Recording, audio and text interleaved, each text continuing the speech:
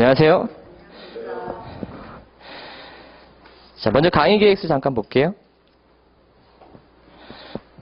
강의 계획서는 앞에는 한번 확인해 보시고, 뒤에 그 진도표 있죠? 그 진도표 맞게 하는데, 될 수 있는 대로 지키려고 해요. 그리고, 토요일 날을, 연강을 넣어놨어요.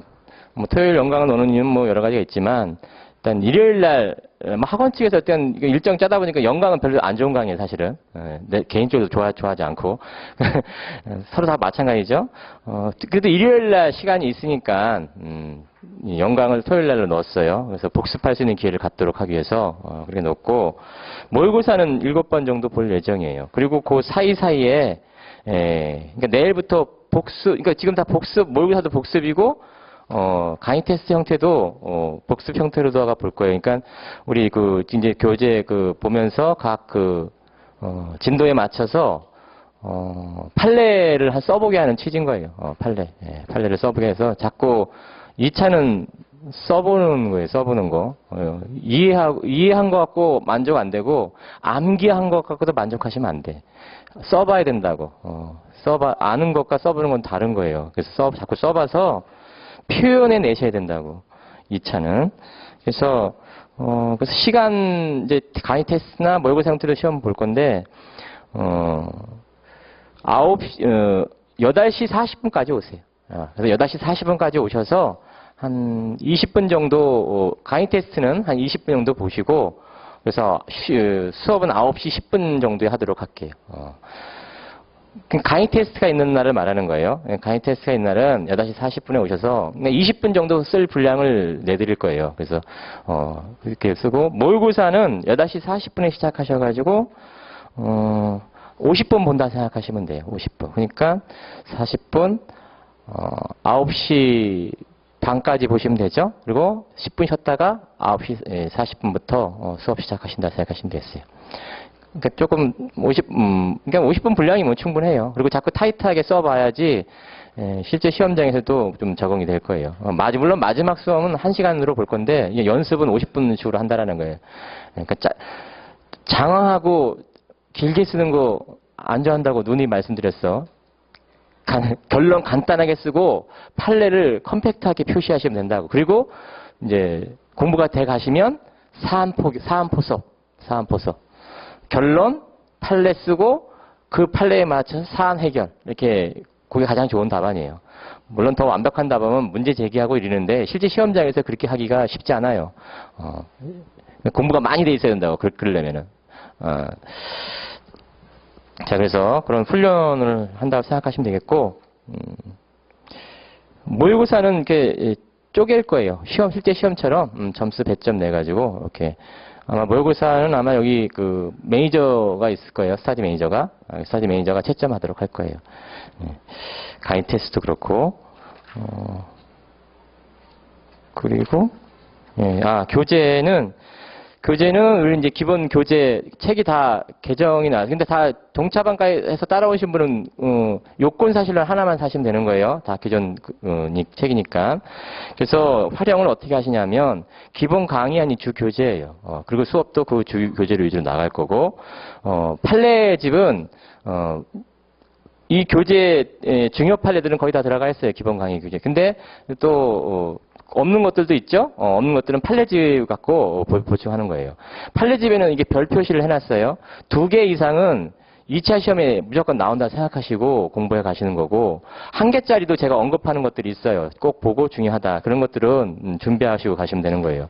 그래서 기본 교재와 판례집을 이렇게 크로스해서 활용하시면 되겠고, 요건 사실로는, 요건 사실도 올해 이제 최근 판례를 개정시키면서 이제 기존 책에서 무언 판결이 우리 좀 벗어나 있는 것들을 좀 뺐어요. 한 2개 정도 뺐고 최근 판례를 집어넣었어요. 최근 판례를 집어넣어서 편제가 좀 우리 기본 교재하고 약간 달라요. 지금 요건 사실론이라 해서 원고가 소를 제기할 때 주장 입증에 대한 사안들, 청구 원인 사실이라고 말하는 거죠. 그에 따른 항변 사유 이런 식으로도 타이틀을 잡아서 교재가 편제가 돼 있어요. 그래서 이 기본 우리 교재는 일반 시중에 나와 있는 교과서 편제지만 그 요건 사실은 실무적인 교과서 편제예요. 그래서 참고하시면 되겠어요. 그래서 간간히 언급을 할 거예요. 그래서 같이 좀 무거워도 같이 가지고 다니셔야 돼. 자, 그리고 추가 판례 형태로다가 이렇게 자료를 내드릴 거예요. 이건 최근 판례를 자꾸 업그레이드 시키는 거거든요. 그래서 이것도 추가 회수 이제 순환 이제 바뀌면 이제 2순환, 1순환, 2순환, 3순환 할 때도 여기다 뒤에다 이렇게 덧붙이는 형태로다가 나눠드릴 거예요. 그러니까 최근 판례에 뒤떨어지지 않도록 최근 판례도 나오는 경향이 있단 말이에요. 자, 이렇게 하시면 전 얘기는 드렸고 기본 교재로 가봐요.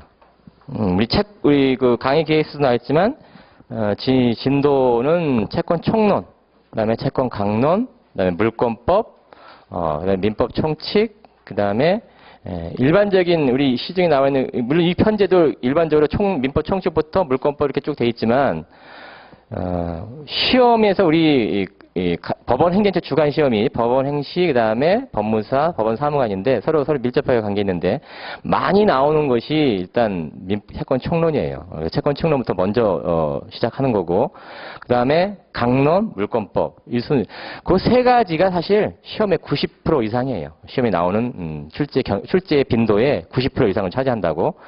민법 총칙은 약해요. 사실 실질적으로 말씀드리면 친상도 거의 약해. 그러니까 지금 한 10년 가까이 안 나오고 있어. 물론 친상이 범위가 아닌 것은 아닌데 이제 범위는 들어가는데 지금 10년 전에는 간혹 나왔어요. 하지만 그 이후로 법무사 시험을 기초로 법원 사무관도 마찬가지야. 한 번도 안 나왔어요. 법원 행시도 거의 안 나오고 있어. 그래도 혹시나 모르니까 진도는 나가는 거예요. 그래서 한 2회 정도 잡아가지고 넣어놨다고요. 2회도 안 되죠? 2회 되나? 보시면 아예 안 할 수는 없고 그러니까 만약에 타이트하게 간다 그러면은 다 빼고 가도 된다는 거예요. 실제 올해 시험 경향을 한 4, 5년치 경향을 보면 민법 총칙이라든가 친상은 거의 안 나오죠. 간혹 민법 총칙이 그 강론이라든가 물권법하고 연결돼서 나올 수는 있어요. 연결돼서. 그렇지만 그 순수하게 그 민법 총칙을 물어보는 문제는 거의 안 나와요. 물론 법원행시 같은 경우는 간혹 나오기도 해. 왜냐면 작년도 2015년도 법원행시 문제를 보면 차고 이런 걸 물어봤거든요. 차고 이런 문제를 물어봤어요. 사무관도 가끔 아주 가끔. 근데 하여튼 90% 이상이 채권 총론, 채권 강론, 물권법이라는 거예요. 그러니까 거기에 집중을 하셔야 돼. 집중. 그러니까 2회도 안 되네? 예. 그러니까 짧게 잡아놨다고요. 이런 식으로 앞으로도 갈 거예요. 나올 가능성이 적으니까 핵심적인 것만 알고 가시면 된다고요. 그래도 충분해 보여요. 예. 그래도 할 건 한다고요. 중요한 것들은 설명을 드린다고. 자, 그리고 이 교재에서 말씀드리면 시험 지금 이게 민법 무슨 학자가 되기 위한 공부도 아니고 시험에 합격하기 위한 공부란 말이에요. 근데 책 편제를 보면 시험과 관계없는 것들도 있어요. 시험 이 책 편제 속에. 그러니까 이 책을 처음부터 끝까지 밑줄 그으면서 처음부터 끝까지 똑같은 중요도를 가지고 똑같이 공부하시면 안 된다는 거예요. 제 말은. 이 책 편제 속에는 시험에 잘 나오고 잘 물어보고 실무적으로 중요한 것들이 중간중간 이렇게 있는 거예요. 굵직굵직한 것들이 있다고. 그것을 집중적으로 하셔야 된다고. 나머지는 그냥 수업 시간에 설렁설렁 따라오시는 거예요. 그러니까 시험에 안 나오는 것을 집중적으로 할 필요는 없다라는 거예요. 그건 오히려 시간 낭비다라는 거예요. 그래서 그러면 이제 강사가 도와줄 일은 이제 선배를 주는 거죠. 이거 위주로 봐라, 이거 위주로 봐라. 이런 식으로 봐라라고 하는 것은 진짜 열심히 하셔야 되는 거죠. 그리고 올해 임대차가 나왔는데 그럼 내년에 임대차 안 나오는가? 그렇지 않더라고요. 임대차 같은 경우는 실무적으로 중요하고 법무사가 많이 하는 것 중에 하나예요. 관련이 많다고요. 그러니까 계속 물어봐요. 계속 나온다 생각하셔야 된다고. 그러니까 계속 나오는 것들이 있어요. 해마다. 그러니까 건너뛰시면 안 된다라는 거예요. 근데 건너뛰어도 한두 해 정도는 건너뛰어도 되는 게 있어. 기출문제 중에서도. 그렇지만 예를 들어서 채권자 대위, 그다음에 임대차, 채권자 취소. 뭐 중요 주제들이 있죠. 그런 중요 주제는 이제 말씀드릴 건데 그런 것들은 그냥 그야말로 열심히 하셔야 되는 거죠. 자, 오늘 볼 그 진도 분류한 걸 오늘 손해배상까지 진도를 해놨는데 채권자 대위 전까지 해놨죠. 좀 못 나갈 수도 있어. 오늘 할 것 중에 가장 중요한 것은 동시항변권이에요. 동시항변권이 여기에도 있지만 각 강론에도 흩어져 있어요. 그 어떤 사례들이라든가 판례라든가. 그래서 여기서는 이제 기본 개념을 위주로 해서 설명을 하는데 동시항변권이 중요해요. 그리고 동시항변권은 간혹 나와요. 간혹. 그래서 내년에 나올 수 있어. 나올 가능성이 있다고요. 높다고. 그래서 동시항변권을 꼭 정리하셔야 되는 거고, 그리고 채무 불이행 쪽으로 나와 있는데, 이 채무 불이행에 이제 동시항변권이 여기 들어가 있는 거죠. 채무 불이행을 여기서 이제 앞에 채권 총문에서는 채무 불이행하면 그 효과와 관련, 채무 불이행 원인 사례들도 이제 봐두셔야 되는 거죠. 요건 위주로. 그에 따른 이제 효과와 관련해서 채권 총문에서는 손해배상이에요. 채무 불이행에 따른 효과는 크게 손해배상하고 해제거든요. 해제, 손해배상. 해제하고 손해배상. 근데 우리 총문에서는 주로 손해배상에 포인트를 맞춰서 해놨어요. 해제는 강론에 있어요. 강론에. 그러면 수험생은 둘 다 같이 봐둬야지. 채무 불이행의 효과로서 손해배상만 있다 이렇게 생각하시면 안 되고 해제도 있다. 그래서 염두에 두셔갖고 공부를 하셔야 되는 거고 주로 어디다 초점을 맞춰서 했느냐 그 차이만 있을 뿐이지 효과가 두 개가 있다라는 거예요. 관련해서 이제 보는 거고 그 다음에 손해배상 이제 그 채무불이행 또는 불법행위에 따른 그 손해배상으로서 손해배상 예정 있죠. 위약금 약정과 손해배상 예정 관계. 그러니까 손해배상에 대한 그 개념을 좀 확인해 두시고 중요한 것은 손해배상 예정이죠. 그래서 위약금 약정과 손해배상 예정 관계가 중요해요. 자, 그래서 앞부분 535페이지부터 보시면 자, 채권법의 의의와 지위, 그러니까 편제가 그렇다라는 거예요. 채권관계의 특질하면서 주된 채무와 부수적 채무의 구별 이렇게 해놨죠. 그래서 이것도 여기 뭐 추상적 개념 이런 것들이 중요한 것이 아니고 구체적 내용들이 중요한 거예요. 어떤 형태가 즉 예를 들어서 강론하고 연결시키면 거기 매매하고 임대차를 예를 들어놨는데 매매와 관련해서 주된 채무를 뭐라고 말하냐? 매매의 목적물의 매도인의 그 목적물 이전 의무죠. 그리고 매수인의 대금 지불 의무. 568조를 근거로 하고 있다라는 거예요. 그래서 그런 것도 한번 조문 확인해 두시고 그리고 2차생은 무조건 법전 사는 거예요. 법전. 그 시험용 법전. 자꾸 시험용 법전을 들여다 보셔야 된다고. 위치를 파악해 두는 거예요. 위치를. 시험용 법정은 시험장에서 나눠준다고요. 그러니까 자꾸 위치를 파악하면서 외울 수 있으면 더 좋고, 그러니까 자연스럽게 외워진다고. 자꾸 찾아보고 숙지하다 보면은 손때가 묻어야 되는 거예요. 자, 그래서 568조가 근거 조문이라는 거고, 임대차는 618조가 근거 조문으로서 주된 급부물을 임대인의 목적물 사용 수익하게 의무와 임차인의 차임 지급을 하는 거예요. 이게 이제 무수히 말한다고요, 제가. 중요하다라는 거고, 임대차는 이 주된 급부 의무로서 임대차가 성립할 때도 이렇게 주된 급부음으로서 서로 있고 또 종료할 때도 있죠. 종료할 때도 임대차 쌍방 의무가 임차인의 목적물 반환 의무와 임대인의 보증금 반환 의무. 이것도 서로 주된 급부음으로서 영향이 있는 거예요. 동시관계죠. 주된 급부음은 주로 동시관계예요. 참고적으로 매매를 좀 더 구체적으로 말씀드리면 매도인의 그 주된 급부음은 목적물 이전 의무인데 이거 이제 약간 포괄적으로 말하는 건데 좀 더 구체적으로 말하면 소유권 이전 등기 서류 제공 의무죠. 물론 동산이라면 그냥 목적물 이전 의무죠. 하지만 부동산은 좀 더 디테일하게 말씀드리면 임야인지 아파트인지 또 달라질 수 있어요. 임야라면은 목적물을 매수인이 꼭 이전받을 필요는 없죠. 소유권 이전 등기만 하면 되죠. 그러니까 소유권 이전 등기 서류 제공 의무가 매수인의 잔대금 지급 의무하고 동정하는 거죠. 그러니까 매매 대금이라고 이렇게 또 말하고 있지만 좀 더 구체적으로는 잔대금이에요. 통상적으로 매매 계약금, 중도금, 잔금 이런 형태를 가지만 아무 말 없으면 잔대금이 동정관계고 중도금은 선이행 의무예요. 물론 당사자 약정으로 중도금 없이 갈 수도 있고 중도금, 잔금을 이렇게 묶는 형태로다고 할 수도 있어요. 하지만 통상적으로 중도금은 선이행 의무, 잔금은 동정관계 이렇게 한다라는 거예요. 그래서 구체적으로 그 케이스 바이 케이스인 거예요. 이제 추상적으로는 매도인의 목적물 이전 의무, 이거 동산 다 포함해서 말하는 거죠. 부동산 다 포함해서. 매수인은 잔대금, 대금 지급 의무. 근데 구체적으로는 매수인의 잔대금하고 매도인의 의무와 관련해서 부동산 중에서 임야라면 소유권 이전등기 서류 제공 의무, 특별한 사정 없는 한, 또는 아파트라면 소유권 이전 등기 세료 제공 의무 플러스 목적물 인도 의무, 이전 의무까지. 왜? 매수인이 목적물 인도도 받아야 되잖아요. 그래야지 잔대금을 지급하겠다라는 거예요. 그러니까 통상적으로 근데 소유권 이전 등기 서류 제공 의무죠. 그러니까 아무 말 없으면 부동산은 소유권 이전 등기 서류 제공 의무와 매수인의 잔대금 지급 의무, 이게 동시관계 이런 얘기인 거죠.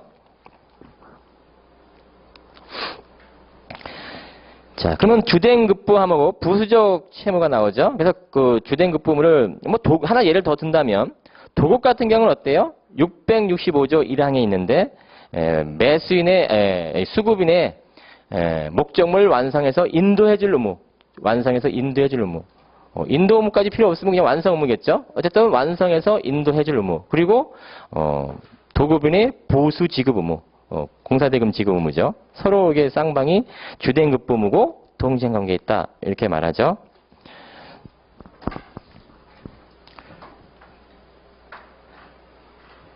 자, 부수적 채무, 그럼 주된 채무 위반하면 그에 따라서 매매계약을 매매라면 아니면 임대차라면 해지할 수 있어요. 임대차는 계속적 거래관계니까 해지라는 표현을 쓰는 거죠. 매매는 일회적 행위니까 해제라는 표현을 쓰는 거죠. 자, 주된급부는 이렇게 의무를 불행하면 해지할 수 있어요. 물론 손해배상도 할 수 있죠. 해지하지 않고 손해배상만 청구할 수도 있어요. 그렇지만 부수적 채무를 위반했을 때는 해제까지 인정되지는 않는다라는 거예요. 이게 이제 실익인 거죠. 서로 차이점인 거지. 손해배상 문제라는 거예요. 손해배상 문제. 자, 밑에 보호 의무라는 게 나와 있는데 이 보호 의무는 좀 사실 애매모호한 개념이라고 말해요. 보호 의무와 뒤에 부수적 의무 581페이지 부수적 의무 나오는데 서로 그 관계도 사실 애매모호해요. 그러니까 시험하고는 관련성이 없어요. 시험만 관련성이 없고 그러면 이건 이제 편제상 이렇게 달아놨다 생각하시면 되겠어요. 그래서 굳이 뭐 다 자세하게 볼 필요 없고 주된급부음하고 부수적 의무 그 개념 정리를 알아두시고 주된급부 의무가 뭐냐를 알아두시는 게 중요하고 그에 따라서 차이점 실익이 뭐냐 구별하는 실익이 뭐냐 그거를 기억해 두시면 되겠고 보호 의무는 우리 자꾸 이걸 논의하는 이유는 채무불이행 쪽으로 보호의무를 위반했을 때 그 효과를 어떻게 할 거냐 이 논의와 관련해서 채무불이행 쪽으로 자꾸 몰고 가려고 하는 거예요. 그러니까 채무불이행에 따른 손해배상 이쪽으로 몰고 가려고 하는 거라고요. 학자들의 논의가. 하지만 우리 판례는 어떤 식으로 해결해요? 불법행위 쪽으로 해결한다 이렇게 하시면 되겠다고요. 불법행위로 결론. 그래서 자세하게 볼 필요 없어요. 537페이지 비교 판례로서 여관화재 사건과 비교 판례로서 그 임대차를 예를 들어보는데 고기만 봐두세요. 고기만. 그렇지만 뒤에도 또 나와요. 통상 임대차에서 537페이지 5째 줄이에요. 통상 임대차에서 밑줄 위주로 특별한 사정이 없는 한 단순히 임차인에게 임대차 목적물을 제공하여 임차인으로 하여금 이를 사형 수익하게 함에 그치는 것이고 주된급부무죠. 사형 수익하게 의무. 더 나아가 안전을 배려해야 할 의무까지 있냐? 즉 보호의무까지 있냐?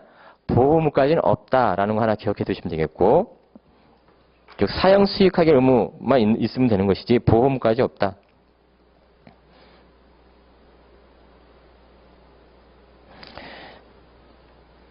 그러니까 임차인이 이렇게 주장할 수 있냐. 너 보호의무 위반을 이유로 안전배려 의무를 위반을 이유로 내가 신체가 다쳤으니까 채무불이행으로 손해배상 청구하겠다. 이렇게 할 수 있냐라는 거예요. 없다라는 거예요. 넘겨가셔서 여러분도 그렇게 슬렁슬렁 넘겨가시면 된다고 예비순이라 하더라도 538페이지 어쨌든 시험장에 가져가서 써먹어야 되잖아. 학자가 아니니까. 학자라면 이런 거 열심히 해두는 거야. 열심히 해서 연구하는 거지. 예. 근데 시험에 합격하는 게 목적이시라고요. 예. 538페이지. 그리고 실제로 이제 법무사 시험에 나가면 그렇게 큰 의미 없어요. 물론 이런 게 의미가 있긴 있어. 어떤 게 의미가 있냐면 이제 실제 그 법무사 영업을 일을 하다 보면 별 사람들이 다 오죠. 근데 제가 2번 요 관련된 얘기를 여기 답변서를 쓴 적이 있는데 뭘 썼냐면 그 사용자의 보호 의무 있죠? 537페이지 방가로 이 보면 사용자의 보호 의무. 즉 어떤 사례냐면 그 의뢰인이 이제 현장에서 일하는 막노동자예요. 뭐 막노동자 하여튼 노동자야. 일용직 근로자야. 근데 현장에서 다쳤어요. 다쳐서 산재를 보상을 받았어. 산재를 보상을 받는데 이 사람이 거기에 만족을 못 얻는 거야. 만족을 못 얻으니까 어떻게 하겠어? 일하다가 다쳤으니까 업주를 상대로다가 피용자잖아요. 사용자 손해배상 책임. 불법행위 책임으로 묻는 거죠. 사용자 피용자가 이제 사용자 책임 묻는 거죠. 사용자 책임을 물을 때 이 근거가 뭐예요? 요거지. 보호 의무. 사용자가 안전, 배려 이런 것들이죠. 사용자한테 그러니까 피용자가 일을 하려면 사용자가 어떻게 잘 사고가 일어나지 않도록 단도리를 잘해야 된다는 거죠. 안전 배려, 생명 신체, 그리고 안전 수칙도 게시하고. 그러니까 항상 위험성이 내포되는 업무들이라면 더더군다나 그런 안전 수칙, 안전 배려 의무가 있다는 거죠. 그거 의무 위반으로 사용자를 상대로 손해배상 청구. 그럴 때 요거와 관련된 내용이고요. 요거와. 제가 답변서를 이제 썼다라는 거죠. 근데 안 해줄 수는 없어. 안 해줬으니까 없으니까 어떻게 이제 깎아야지. 깎으려면은 할 수 있는 방법은 이제 먼저 되든 안 되든 요 사용자의 그 보호의무 위반을 이유로 피용자가 손해배상을 청구하려면 보호의무가 위반됐다라는 걸 누가 입증이냐? 우리 판례를 보면 피용자가 입증이야. 불법행위 일반 원칙이죠. 피용자는 어떻게 해야 돼? 위법행위도 입증해야 되고 손해도 입증해야 되고 채무불이한 거 다른 거죠. 위법행위도 입증해야 되고 손해도 입증해야 되고 인과관계도 입증해야 되고 또 고의 귀책, 상대방의 귀책 있다는 것도 입증해야지. 이거 다 피해자, 채권자가 입증해야 된다는 거. 보호의무 위반, 이것도 채권자 입증. 물론 이제 예견 가능성 갖고 이제 여기 판단하는데 어쨌든 보호의무 위반했다는 손해배상은 피해자, 채권자 입증이에요. 근데 위험성을 수반하는 업무라면 쉽게 입증할 수 있겠죠. 그리고 또 안전수칙도 제대로 게시하지 않았다면, 그렇죠? 그러니까 그런 것을 이제 사용자 측에서는 다퉈야지. 내가 안전수칙 제대로 다 지켰다. 교육도 자주 시켰다. 이런 걸 입증해야 되겠지. 그런 식으로 일단 부인해 보는 거고 한 번은. 그러니까 제가 쓴 답변 형태인 거예요. 두 번째로는 피해자가 아무 생각 없이 이제 산재보험 받았다고 하면서 얼마 일정 금액을 청구해. 근데 자신의 과실은 고려하지 않고 무조건 청구하는 거죠. 그렇지만 피용자도 과실이 있을 수 있지. 과실상계 주장. 과실상계 주장. 이렇게 나갈 수 있다라는 거예요. 그래서 그런 식으로다가 관련할 때 이게 실무에서는 문제가 되더라고요. 시험하고는 이제 크게 문제는 안 되는데 실무적으로는 이런 것이 써먹을 기회가 있을 수는 있어요. 자, 538페이지 가보시면 특정물 채권, 이제 채권의 목적하면서 특정물 채권, 종류 채권, 그다음에 금전 채권, 뭐 이자 채권, 선택 채권 이렇게 나오는데 시험과 관련해서는 금전 채권하고 이자 채권 관련해서 좀 말씀드릴 부분이 좀 있어요. 그 위에는 시험하고는 크게 관련성은 없어요. 자, 특정물 채권 쪽으로 좀 가보시면, 이건 좀 공부를 뭐 그렇다고 해서 시험하고 그렇게 크게 있는 것은 아닌데, 또 민사신청 서류라든가 소장 이런 거하고도 연결될 수도 있으니까 한번 참고적으로 봐두시는 거예요. 그래도 크게 중요성은 없어요. 특정물 채권. 종류 채권도 특정하면 특정물 채권 되는 거죠. 자, 판단 기준. 이런 거 다 1차용이지. 효과와 374조, 462조, 467조 1항. 한번 조문 한번 확인해 두고 위치만 파악해 두는 거예요. 아, 이런 조문이 있었구나 하는 정도로다가. 그래서 채무자의 성간주의 의미, 성간주의 의미가 374조. 특정물의 인도가 채권의 목적인 때는 채무자는 그 물건을 인도하기까지 선량한 관리자의 주의로 보존해야 된다.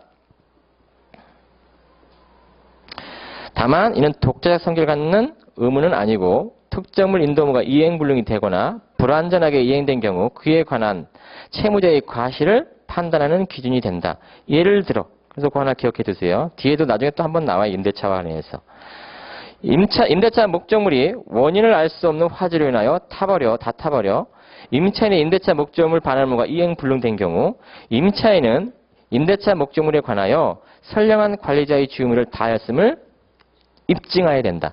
즉 임대차에서 임대차 존속 중에 임대차 목적물이 화재로 소실됐어.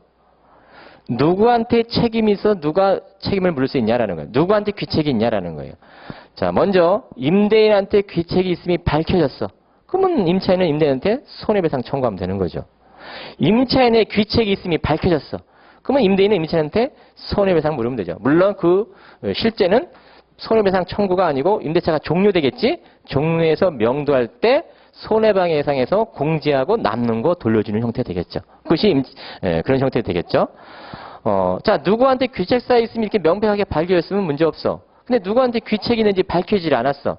그러면 누구한테 책임을 물어야 될 거 아니에요? 그러면 책임을 어떤 형태로 묻냐라는 거예요.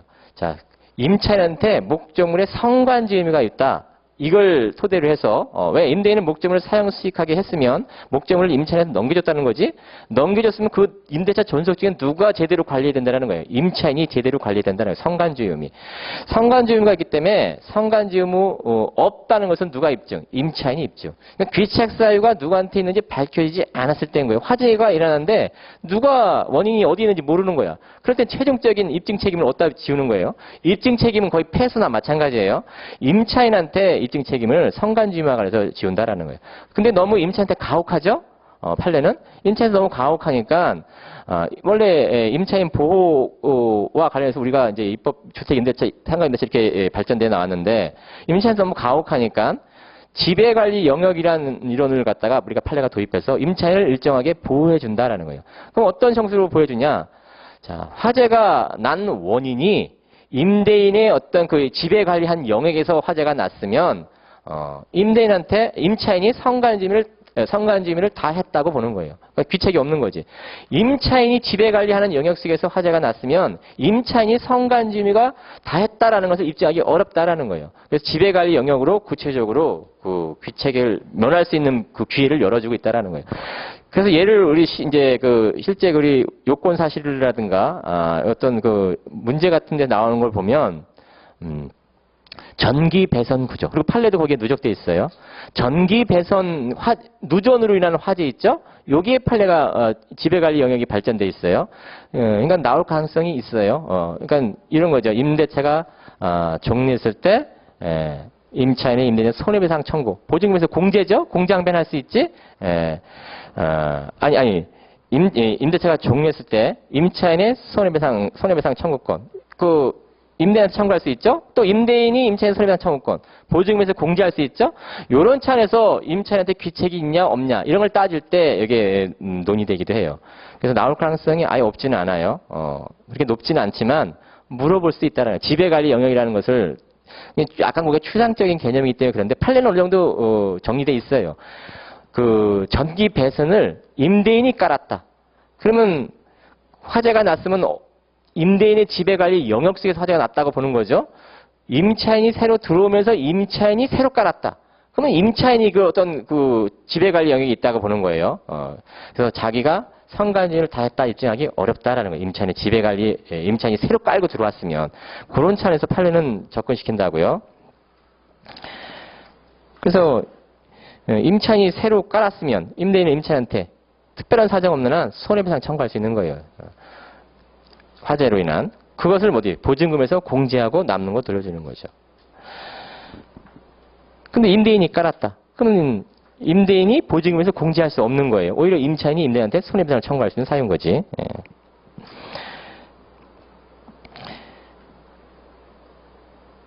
자, 462조는 조문 확인해 보세요. 467조 1항도 마찬가지고 목적물의 인도 장소는 467조 1항. 과실의 기속. 이건 방가로 1번과 관련해서 이행기 이전이라면 채무자가 소유자이기 때문에 채무자에게 귀속한다. 매매를 생각하시면 되겠어요. 102조 1항.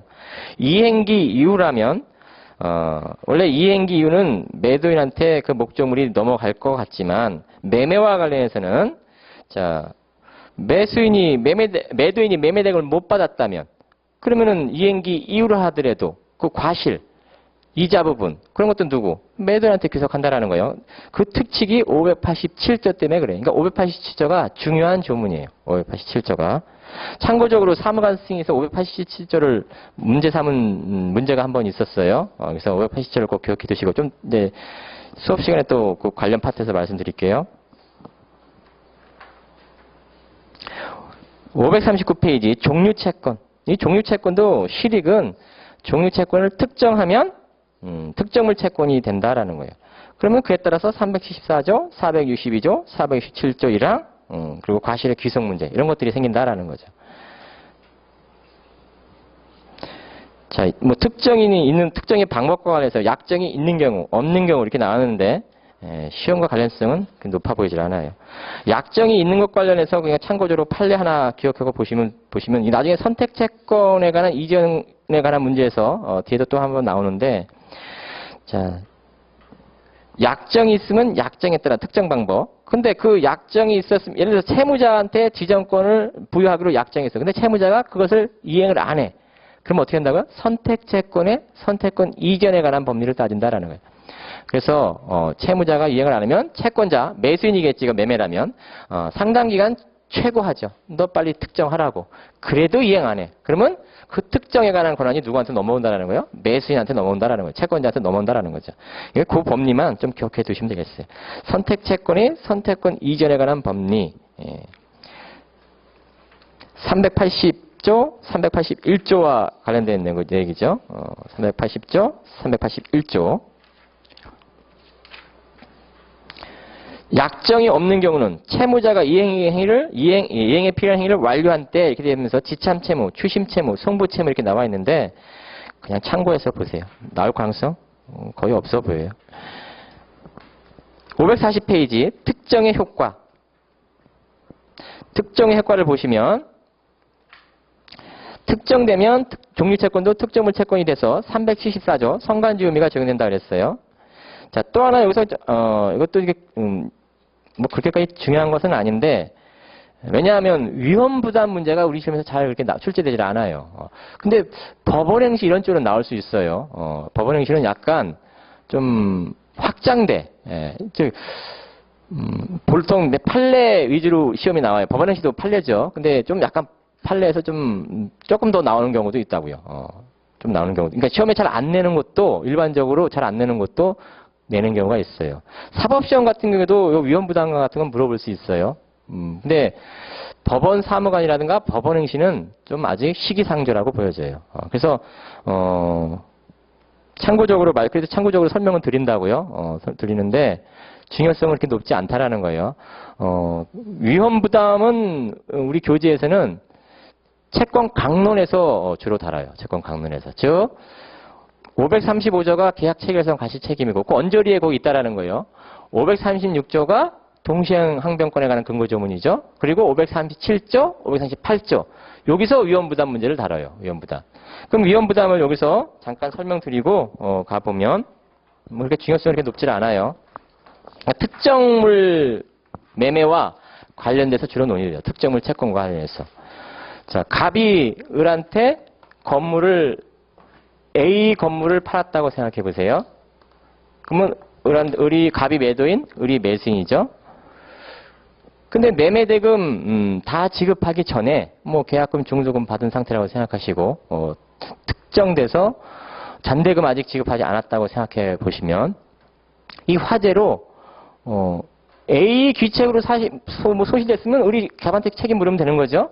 을의 귀책으로 소실됐으면 갑은 을한테 책임 물으면 되는 거죠. 그렇지만 누구 귀책인지 밝혀지지 않아서 당사자 쌍방의 귀책 사이 없이 목적물이 화재로 소실됐어요. 그랬을 때 책임을 누구한테 전가시키겠냐라는 거예요. 우리 법제는 뭐라고 말해요?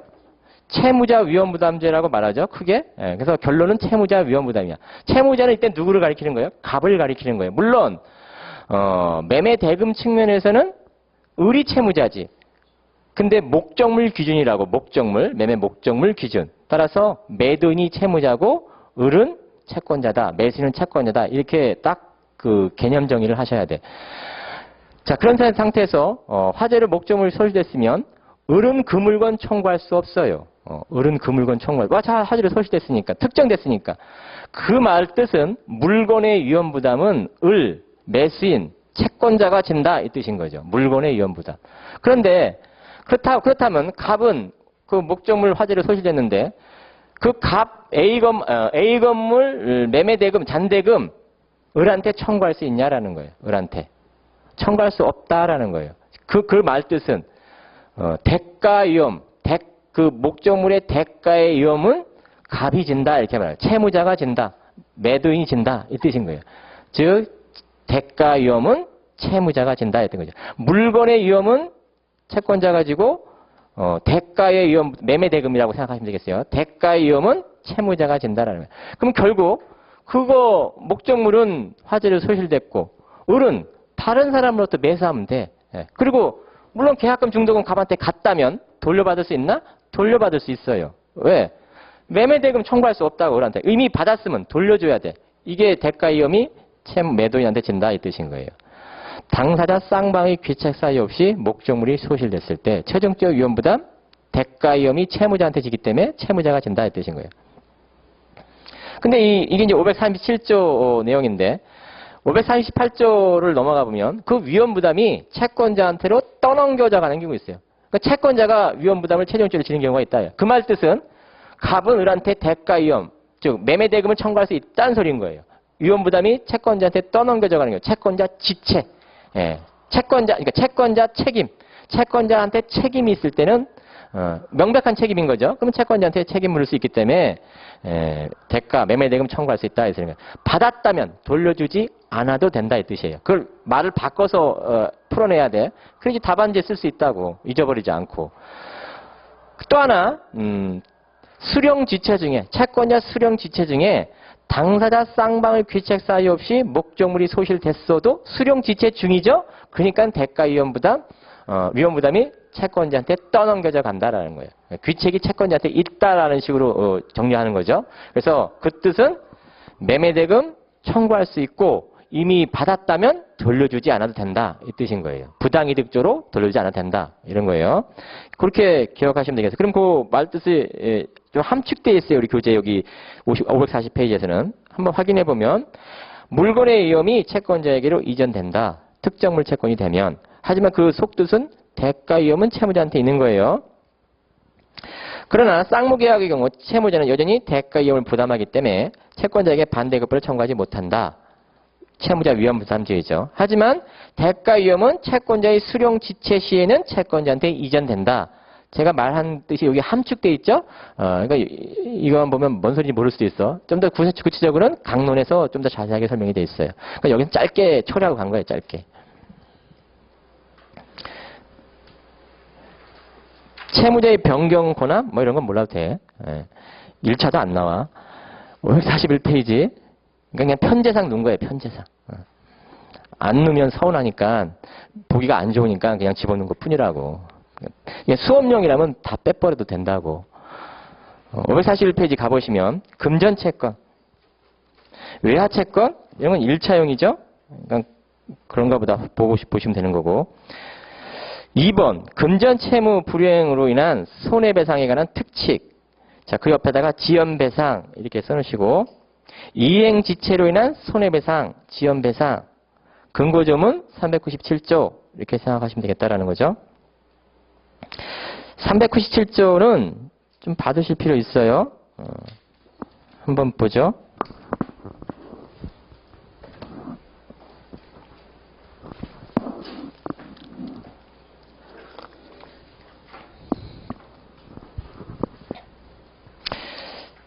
수업 시간은 12시 반 정도까지 돼 있죠. 한 2번 정도 쉴 거고 좀 더 끝나면, 그러니까 12시 반에서 1시 사이에 끝난다 생각하시면 돼요. 예, 그러니까 진도에 이렇게 맞춰서 이렇게 유도리 있게 할게요. 397조를 보시면 1항 금전채무 불이행의 손해배상액은 법정 이율에 의한다. 좀 이따 이게 이제 나오죠. 그러나 법령에 금전채무 불이행으로 인한 손해배상이니까 뭐야? 지연배상을 말하는 거예요. 지연손해금을 말하는 거고 이자가 아니라고요. 법정 이율에 의한다. 지연손해금 법정이율. 그러니까 최소한도로 뭐라는 거예요? 민사 5%, 지연배상은 상사 6% 이렇다라는 거죠. 그러나 법령의 제한에 위반하지 아니한 약정 이율이 있으면 그 이율에 의한다. 이때 이 약정 이율은 무슨 말이에요? 약정 이자를 말하는 거예요. 약정 이자. 약정 이자의 이율이 있으면 지연 손해금도 특별한 사정이 없는 한 그에 따른다라는 거예요. 그렇지만 그 약정 이율이 법정 이자, 즉 지연 손해금은 최소한도로 민사는 5% 보장받는데 이 약정 이율이 만약에 5%보다 높으면 문제 없어요. 즉 돈을 빌려주면서 개인끼리는 돈을 빌려주면서 받을 수도 있고 받지 않을 수도 있죠. 이자 약정을 하면 돈 빌려준 날부터 이자 청구할 수 있는 거예요. 이자 약정이 없으면 지연손해금밖에 청구 못하는 거지. 그럼 지연손해금은 어떻게 판단해? 이행기 정함이 있으면 그 다음 날로부터 이행기 약정을 해놨으면 언제부턴 지연손해금 묻겠다. 아니면 이행기 정함이 없으면 어떻게 지연손해금을 어떻게 매겨? 청구받은 다음 날 어떻게 청구해? 내용증명. 그 내용증명을 띈 적이 없어. 그럼 어떻게? 소장본 송달 다음 날로부터 이렇게 하는 거죠. 실제 실무에서.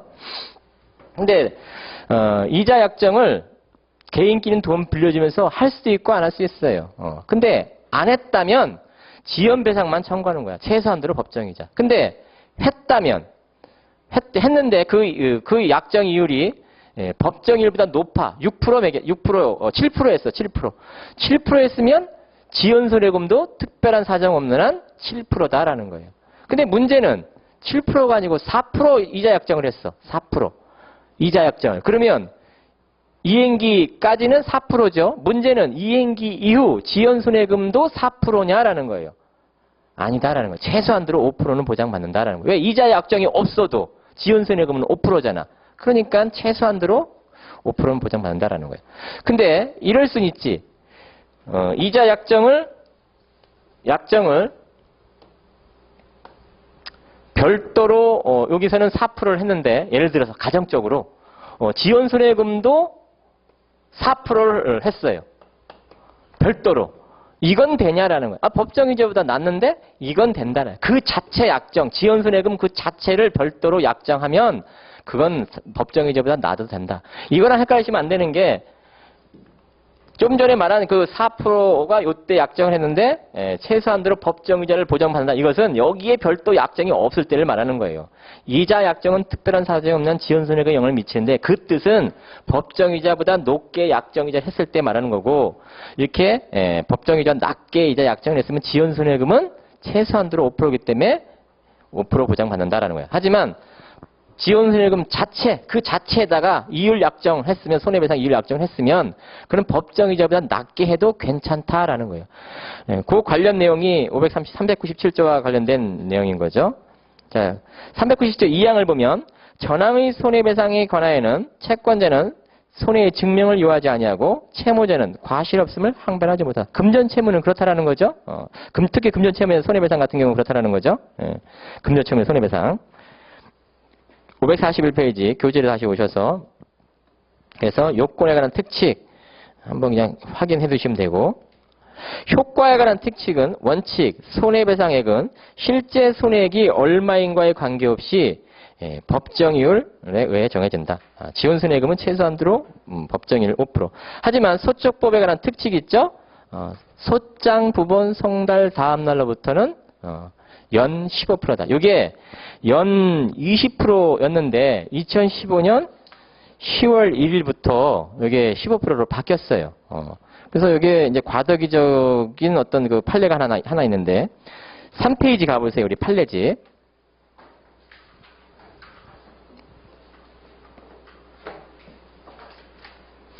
앞으로 법원행시는 이런 거 잘 물어봐요. 이런 거 좋아해. 2차 문제로. 법무사도 소장 형태로 물어볼 수 있어요. 소장 형태로. 그러니까 당분간 1, 2년은 물어볼 수 있다고. 1, 2년. 그러니까 한시적으로 나올 가능성이 있는 문제예요. 한시적으로. 올해 안 나왔지만 내년에 물어볼 수 있다고. 살짝 응용해서. 그렇게 높지는 않은데 그래도 판례가 있으니까 기억을 해두세요. 자, 이렇게 바뀐 때가 언제냐면 2015년 10월 1일부터.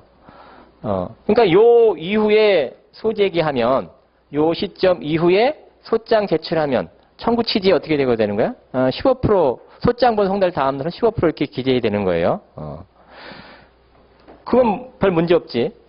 또 요것도 요때 소재기하고 요때 1심 판결 여기 판례에 따르면 1심 종국 판결 1심 판결 1심 그 4심 변론 종결 시 1심 변종 종국판 2심 쪽 있을 수 있는 거예요. 어제 1심 변론 종결 시 기준이야.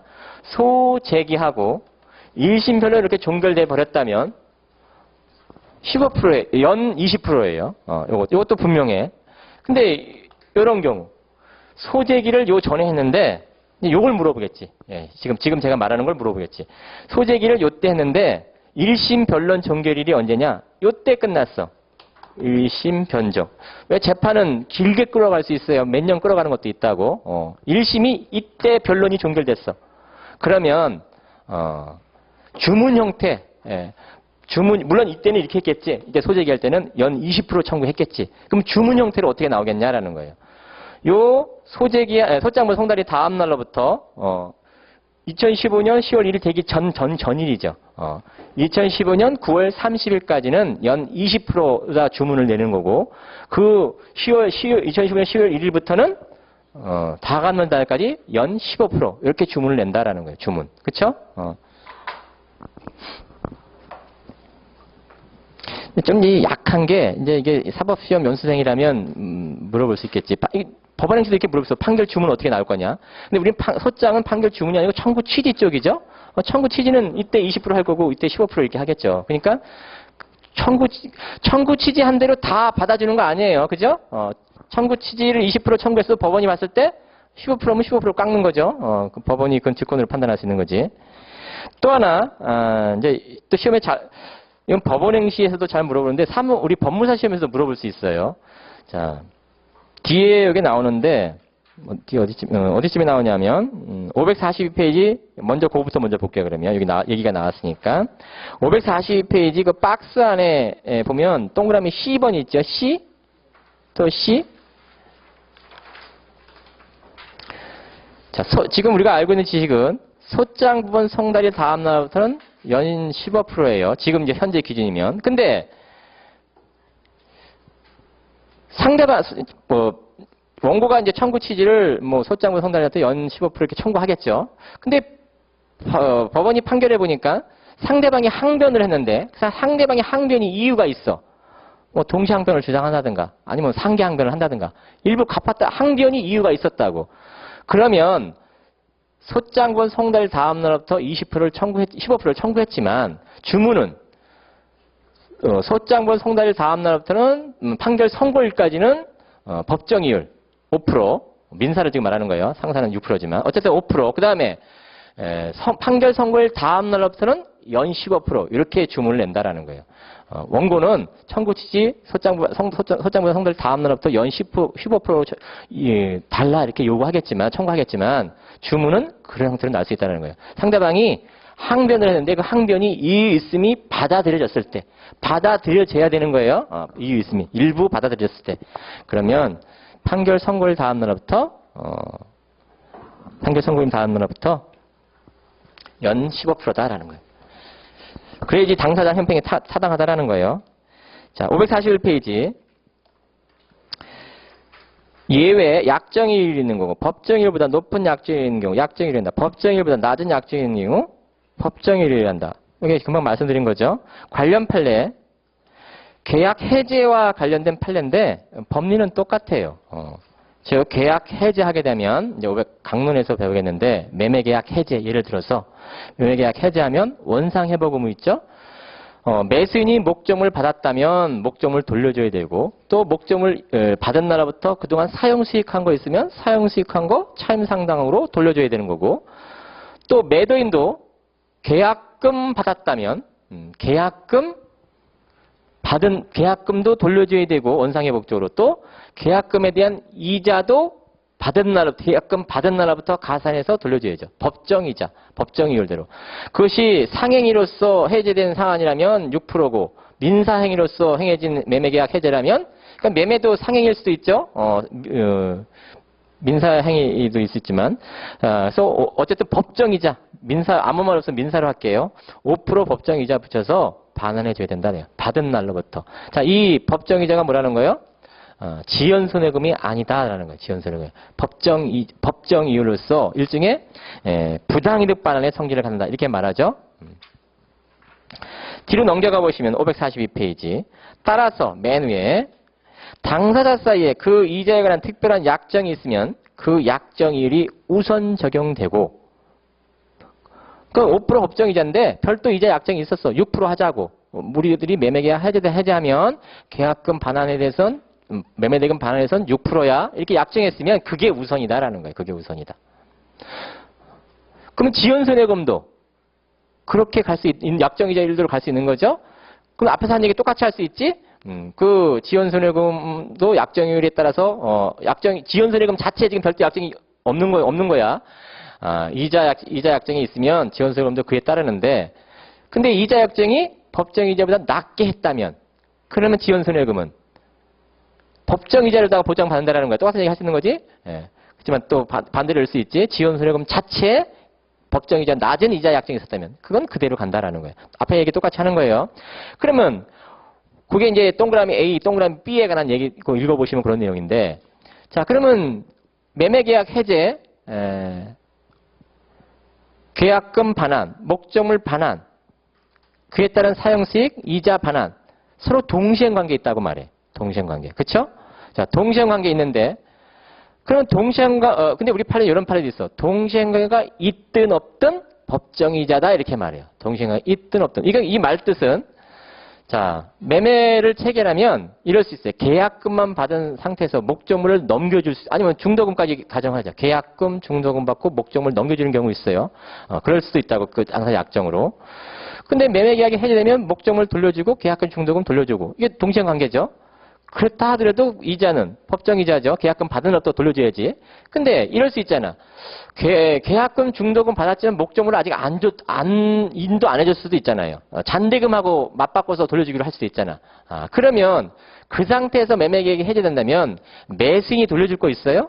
없어. 매도인은 계약금, 중도금 돌려줘야지. 그러면 동시행관계가 있는 부분이 있냐라는 거예요. 매수인이 뭐 돌려줄 게 있어야지 동시항변권이지. 그러니까 동시항변이 없다고. 그래도 그 이자는 뭐라 그래? 계약금에 가산되는 이자는 법정이자라고.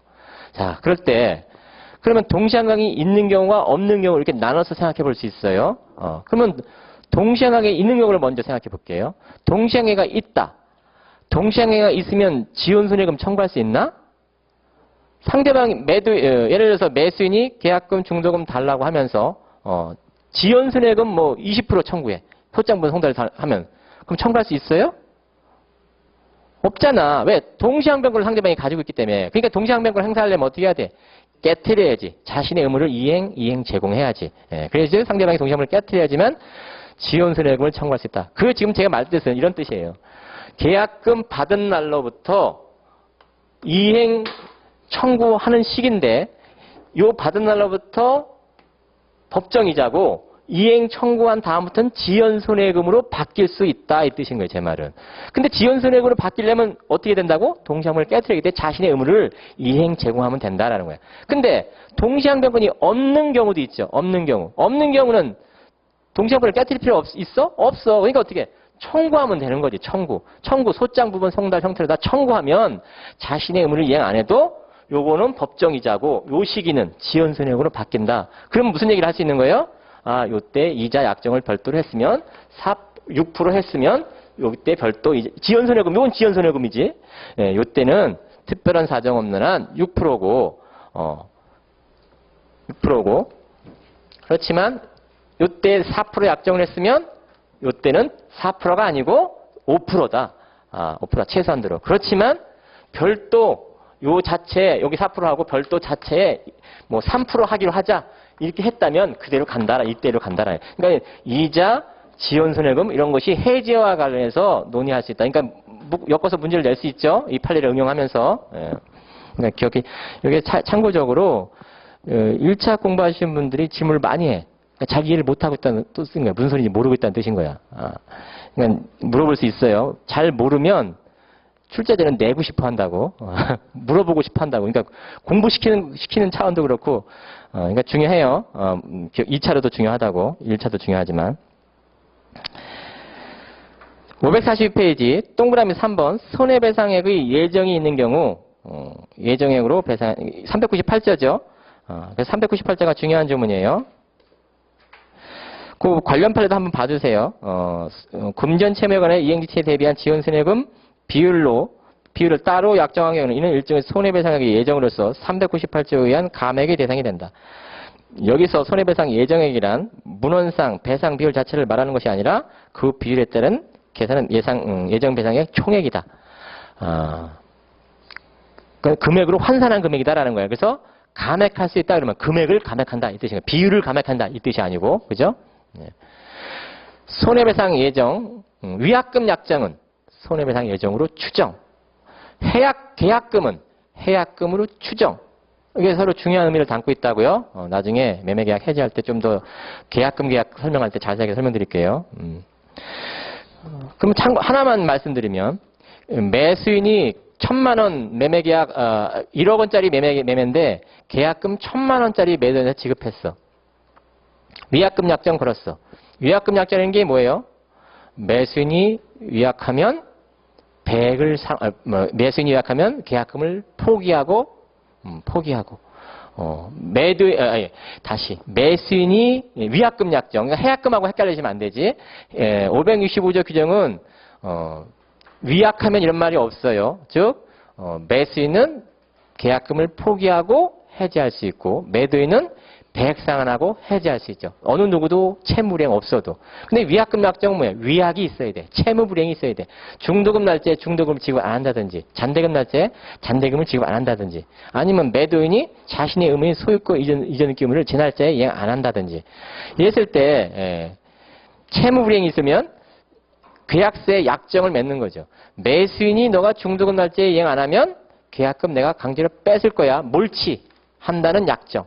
매도인 네가 제 날짜에 의무를 이행 안 하면 배액 상환 시킬 거야.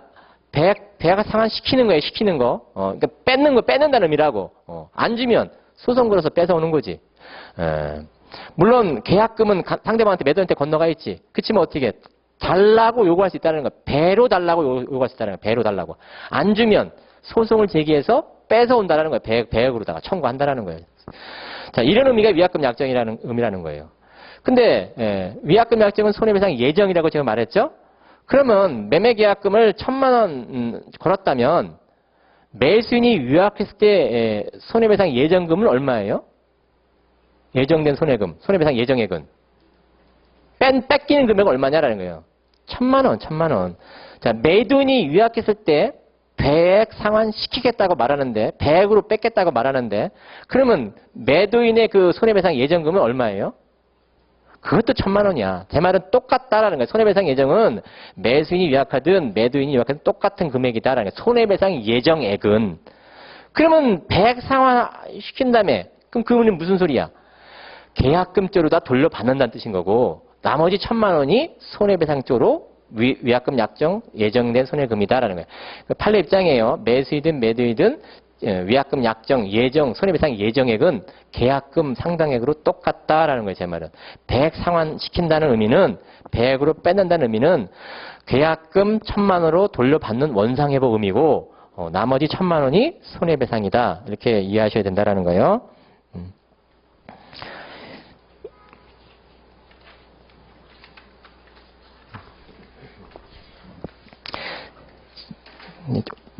여기까지 하겠다가 잠깐 쉬었다 할게요.